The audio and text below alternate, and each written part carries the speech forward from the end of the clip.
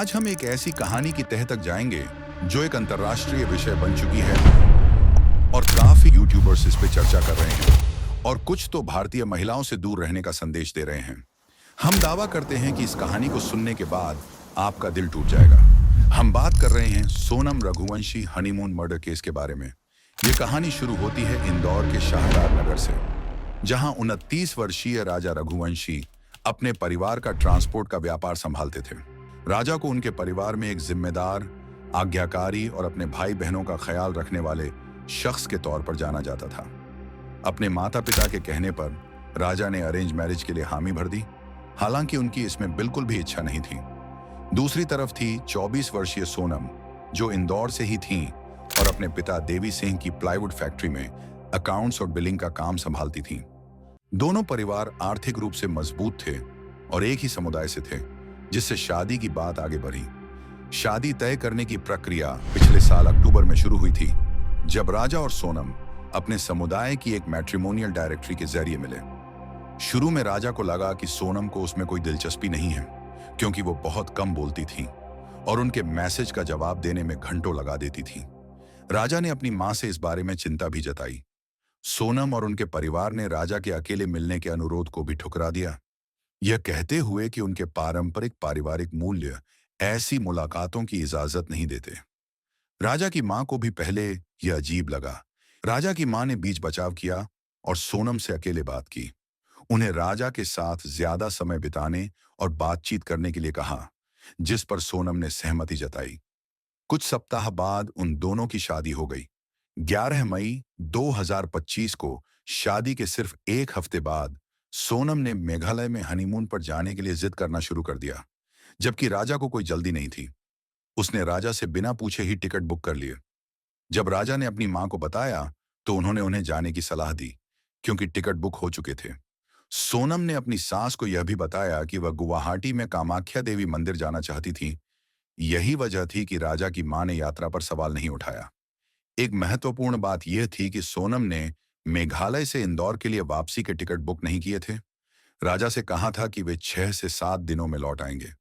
उनके जाने वाले दिन 20 मई 2025 को राजा की मां ने देखा कि उसने सोने की चेन पहनी हुई थी और सुरक्षा के लिए उसे उतारने की सलाह दी। हालांकि राजा ने उनसे कहा कि सोनम ने उसे पहनने के लिए कहा था और वह उससे बहस नहीं करना चाहता था। 22 मई को ये जोधा मोलिनोंग गांव पहुंचा। राजा की मां ने उन दोनों से वॉइस कॉल पर बात की, जो गलती से रिकॉर्ड हो गई। उन्होंने उनके व्यवहार में कुछ भी असामान्य नहीं पाया। 23 मई को उन्होंने सुबह 5:30 पर अपने गेस्ट हाउस से चेकआउट किया और किराए के स्कूटर पर चेरापूंजी के लिए रवाना हुए। सुबह करीब 10 बजे एक स्थानीय गाइड ने उन्हें आखिरी बार 3 अन्य व्यक्तियों के साथ देखा, जो स्थानीय नहीं थे। 23 मई के बाद राजा और सोनम से उनके परिवारों द्वारा संपर्क नहीं किया जा सका। शुरू में राजा के परिवार ने सोचा कि जंगल में उनकी लोकेशन के कारण यह नेटवर्क की समस्या थी। जैसे जैसे दिन बीतते गए, उनके परिवार घबरा गए और गुमशुदगी की रिपोर्ट दर्ज कराई। उनका किराए का स्कूटर बाद में शिलांग के कैफे के बाहर लावारिस पाया गया। मेघालय पुलिस ने भारी बारिश के कारण बाधित एक बद्धा तलाशी अभियान शुरू किया। 2 जून को राजा का आधा गला हुआ शव वेई सावधोंग झरने के पास मिला, जिससे उनके परिवार की वापसी की उम्मीदें टूट गईं। राजा के भाई 26 मई को खोज में सहायता के लिए शिलांग पहुंचे थे। इस खोज से मेघालय के स्थानीय लोगों को दोषी ठहराने के सिद्धांत सामने आए। राजा के परिवार, खासकर उनके भाई विपिन, ने दावा किया कि उन्होंने आपराधिक गिरोहों के बारे में सुना था, जो पुरुष पर्यटकों को निशाना बनाते थे और महिला साथियों का अपहरण करते थे। इस सिद्धांत को इस बात से बल मिला कि राजा की सोने की चेन और सोने की अंगूठियां उनके शरीर से गायब थीं, जिससे डकैती का संदेह हुआ। राजा के शव के पास मिली चीजों में एक सफेद शर्ट, एक स्मार्ट वॉच, एक दवा का पत्ता, एक मोबाइल फोन की एलसीडी स्क्रीन और एक दाव या कुल्हाड़ी थी, जिसे हत्या का हथियार बताया गया था। पोस्टमार्टम ने पुष्टि की कि राजा की हत्या दांव से बार बार वार करके की गई थी, गिरने से नहीं। दांव बिल्कुल नया था और स्थानीय हथियार नहीं था, जिससे पुलिस को स्थानीय अपराध के बजाय अंदरूनी काम का संदेह हुआ। स्थानीय टूर गाइड, जिसने राजा और सोनम को आखिरी बार 3 अन्य पुरुषों के साथ देखा था। उसने पुष्टि की कि वे हिंदी बोल रहे थे। 9 जून को राजा और सोनम के परिवारों को रात 1:30 पर एक कॉल आया। ये सोनम थी, जो उत्तर प्रदेश के गाजीपुर में एक काशी ढाबे से किसी और के फोन का उपयोग करके कॉल कर रही थी। उसने अपने परिवार को बताया कि उसका फोन चोरी हो गया था और उसके पति की डकैती के दौरान उसकी रक्षा करते हुए हत्या कर दी गई थी, जिसके बाद वह बेहोश हो गई थी और उसे नहीं पता था कि वह गाजीपुर कैसे पहुंची। उसका परिवार राहत में था, लेकिन कई सवाल उठे। वह मेघालय से यूपी कैसे पहुंची? वह कई दिनों से कहां थी? उसने राजा का नाम या उसकी हत्या का तुरंत जिक्र क्यों नहीं किया? सोनम परेशान लग रही थी और कॉल के दौरान रो रही थी, जिससे उसके परिवार का ध्यान उसे सुरक्षित घर लाने पर केंद्रित हो गया।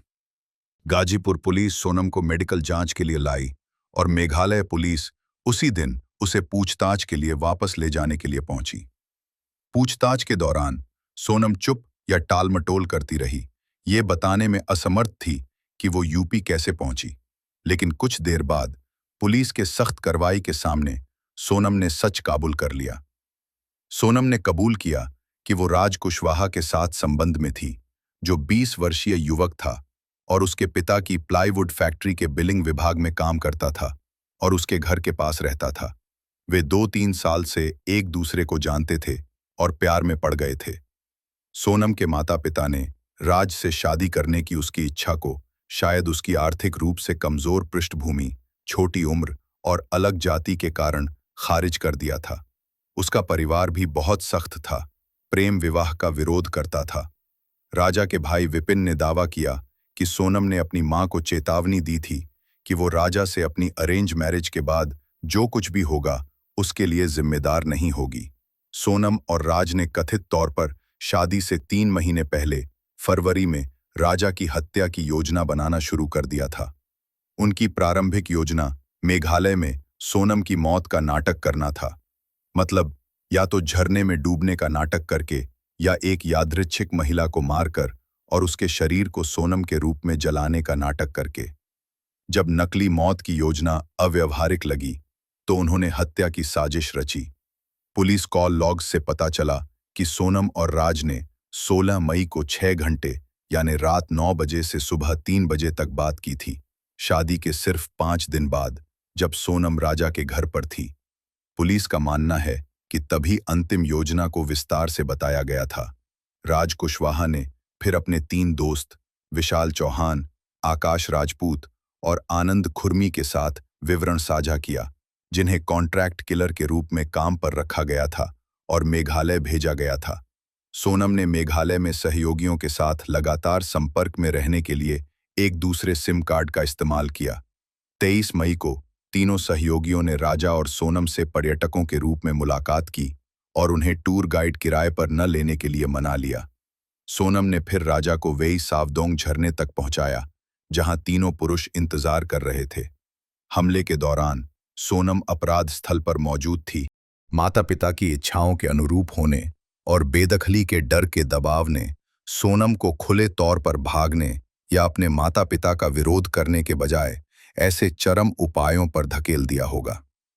सोनम के भाई गोविंद ने बाद में सार्वजनिक रूप से उसके अपराध को स्वीकार कर लिया और कहा कि उसके परिवार ने सोनम को बेदखल कर दिया था और उसके खिलाफ मामला लड़ेंगे।